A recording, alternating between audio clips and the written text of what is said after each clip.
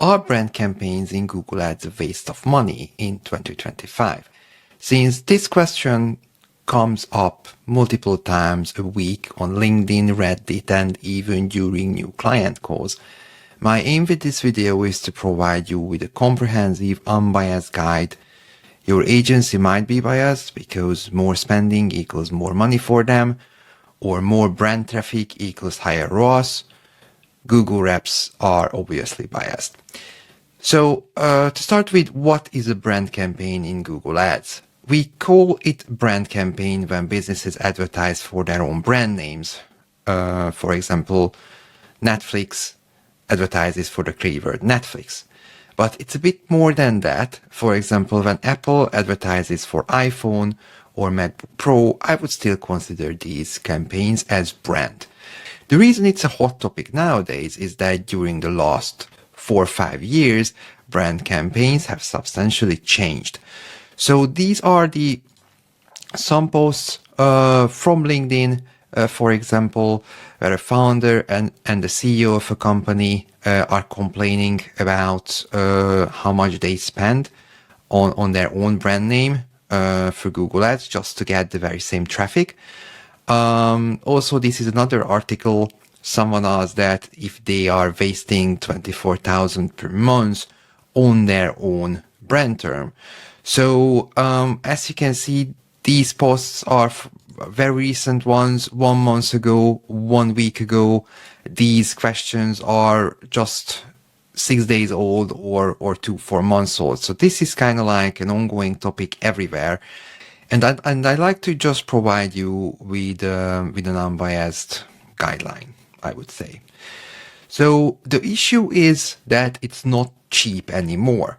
I've seen a lot of videos from around 2019 and everyone was like, hell yeah, it's peanuts, so go for it, 10 cents, a quarter, while non-branded terms are $4 or $5. So everyone just cared less about those visitors. But now I'm seeing brand terms are on par with non-brand terms. So obviously you pay quite a lot of money just to get your brand traffic. So if you stumble upon an article like this, debate why you should go for brand campaign, it's everywhere, it's just cheap clicks. But it's not cheap anymore. So that's the issue. So look at this company, for example. We got just access to this account very recently, and as you can see, the brand average cost of the brand keywords are like, well, 5 times higher, or 3 times higher than the non-branded clicks. Obviously the conversion value is higher, but look at that. It's just basically again on par with some other campaigns. So the branded campaigns are not like stellar ROAS anymore. It's just like an okayish ROAS. So do you need it or not? That's the question. I'm not here to debate if Google deliberately tweaked something to make the brand terms more expensive, or if it just happened because of the automated bidding strategy. But this is the reality now. Whether you like it or not, you need to pay 3-5x more for your brand terms in 2025 than before, and unfortunately that trend is not looking to fade. So most article again and information are outdated because, as I mentioned before, everyone starts with cheap clicks, yay! Okay, I don't want to avoid giving you an exact answer any longer, so here it is. And it applies to most brands. You should bid on your own brand terms in Google Ads, but the question is how to do it effectively without overpaying to Google. If you have spent 5K on your brand campaign in the last month, the good news is it wasn't 100% waste of money. But either you wasted 80% or just 20%, I would say that's the question. So even if you highly overbidding, you most likely got visitors that otherwise you wouldn't. The key to handling your brand traffic from Google Ads is to apply the correct bids, messaging and ads that maximize your results without burning much of your budget. Some say to maximize your brand spend to 10 to 15%. That's 95% true. But there can be cases, especially if your competitors are very aggressive, when you need to bid higher than that. So to avoid the brand campaign mistakes in 2025, my goal with this video is to provide you with up-to-date guidance based on my experience from the hundreds of campaigns I've seen and managed. As a general rule of thumb, you must also have brand and non-brand campaigns segmented. You cannot control how you appear for your brand terms if brand and non-brand are mixed. To understand how your brand campaigns are performing, you should have a segmented brand campaign. Surprisingly, for many accounts, it's still mixed. So that would be the first step to start with, to segment out your brand and non-brand campaigns. So let's look at the advantages of bidding your brand name in Google Ads. I could have started with disadvantages, but usually everyone starts with advantages and then moves to disadvantages. So I'm just following that path. You control the message and the landing page. You can also segment out your brand campaign for new and returning user. I think this one is the crucial point of having a brand campaign. You are in charge of what to push or where to send those folks. You can take up more space on the search result page, so you get higher chance of getting that. You make it more expensive for your competitors to bid for your brand. And I think this is also a crucial point. Even if you have one competitor ad, you make it less affordable for them. Track conversions and other metrics from your brand PPC traffic. From SEO, you cannot segment out your brand, non-brand visitors. You gain more insights from PPC brand traffic versus organic brand traffic. Visibility in search results with shopping or map results. So organic listing may appear below the fold, especially on mobile. So you will obviously lose a lot of traffic in that case. You can get an immediate feedback from Auction Insights, a Google Search Console, and Google Analytics 4. So if you increase the bids, budget, or messaging, you will get almost instant feedback. Since data is really important piece for every PPC campaign, you are not just spending money to acquire traffic, but you also gathering data. I would emphasize this is a high intent traffic, so people searching for your brand are close to purchasing. So it's really valuable traffic for you. Don't shut the door in front of them. And also it can be a smooth transition after rebranding. If you just change your brand name, aka you recently rebranded, you should buy the traffic for your old brand name for a period of time. So you will have a smooth transition. That was all the advantages, I think, and let's move to the disadvantages of bidding on your brand name in Google Ads. There is a cost for that traffic you would get anyway. Obviously, you pay for that traffic and part of it you would get anyhow. I think this is the main disadvantage, is that most people complain about that how much of that traffic you would get no matter what. Limited budget may require focus on new customer acquisition. You might want to focus on new customer acquisition, hoping that most of the brand traffic will find you anyhow. So high prices even without competitors. You probably pay quite high prices even if you don't have any competitors there. As I mentioned before, it's not a small amount anymore. So if you're not segmenting your traffic correctly in Google, you will get mixed data. So you cannot know how your campaigns are delivering new leads or sales for the business. Competition with resellers or your Amazon store. If you're a D2C brand and have resellers or even your own Amazon store, you can be competing against Amazon. Essentially, you and your reseller drive up the prices and everyone loses except Google. If you can talk with your reseller, you can limit the CPC amongst yourselves. So obviously, this is not an option for Amazon, but for your resellers, you can do that. Even with phrase match keywords, you can bring in other terms.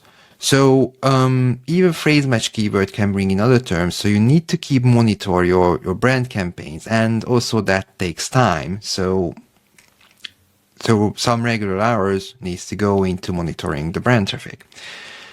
Requires ongoing effort. If you do it right, you need to put a lot of effort to it. Not just set and forget, but you need to actually manage brand campaigns as well, segmenting new visitors from returning, adding the new promotions to the brand campaign. So that takes time as well.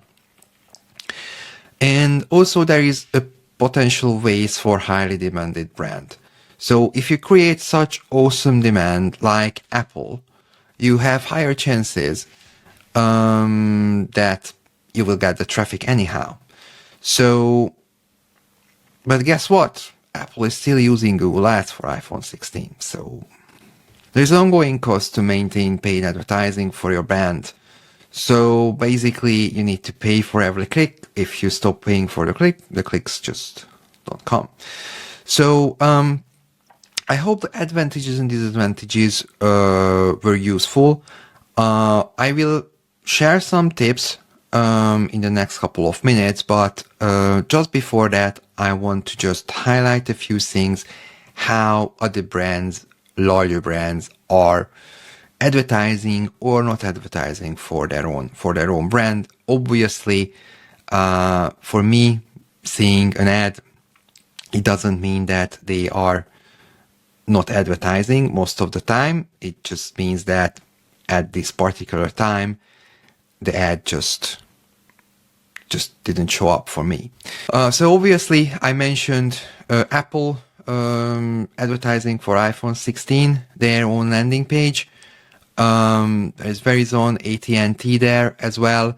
As you can see, if we go into the battle of the email marketing tools, MailChimp versus Klaviyo.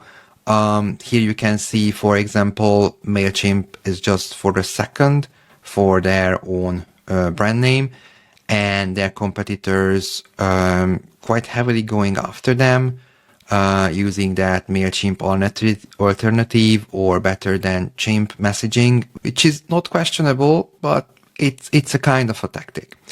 So, also, you can see Klaviyo is buying for their own brand traffic.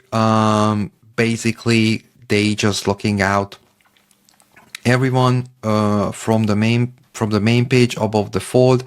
As you can see, the sponsor that is the first, and also their organic results are the second. And also, not to mention that, yeah, Google is a bit cheeky here as well. Because basically, if you would search for Klaviyo, Google instantly shows their competitors as well.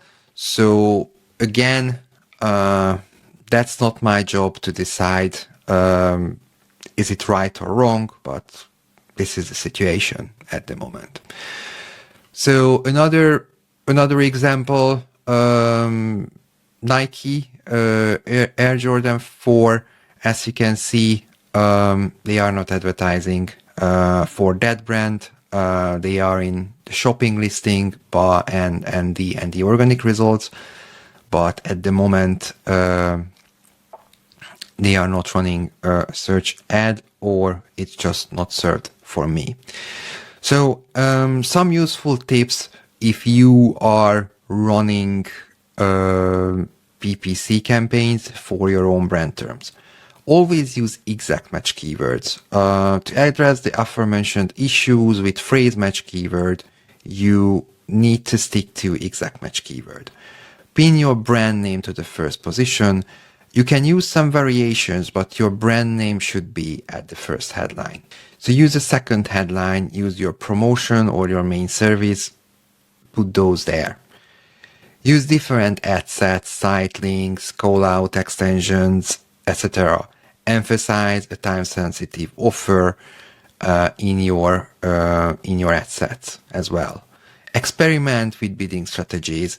I would suggest choosing one where you can limit the bid, such as manual CPC or target CPA, with a portfolio bidding strategy where you can limit your CPCs, so Google won't go after those $10, $8 brand clicks anymore. If you carefully manage the brand campaigns, you can segment out it for returning clients. If you have a lot of regular returning clients, for example, if you are a SaaS business and people just looking for your brand name to log in, you need to be very careful how you approach the brand campaigns. As I mentioned before, always segment brand / non-brand performance. If you employ an agency, freelancer, or an in-house team, always make sure your data is segmented.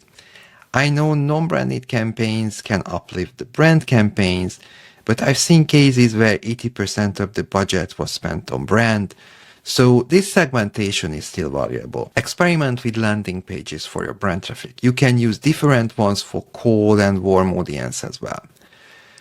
And expand your brand campaigns beyond your domain name as a brand term. As I mentioned before, for Apple, iPhone is a brand term, and for Nike, Air Jordan 4 is a brand term.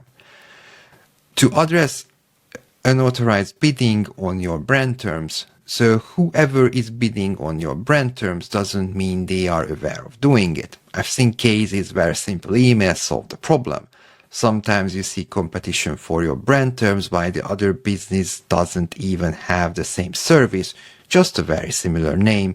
Writing an email is cheaper than going into a bidding war. Monitoring competitors using your brand name in ads. Sometimes you can even see your competitors using your brand name in their ads. 90% of the time, they are not even aware they are doing it. It's just a bad dynamic keyword insertion.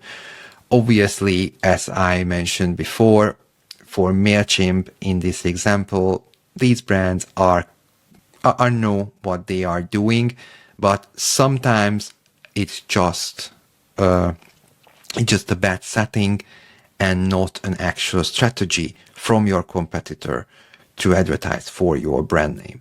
So my conclusion is, brand campaigns are usually a must, but what comes after heavily depends on your situation. For a B2B SaaS business, you need a different approach compared to a D2C consumable brand. If you are paying for your brand traffic at the moment, I can assure you that definitely not all of that money was wasted.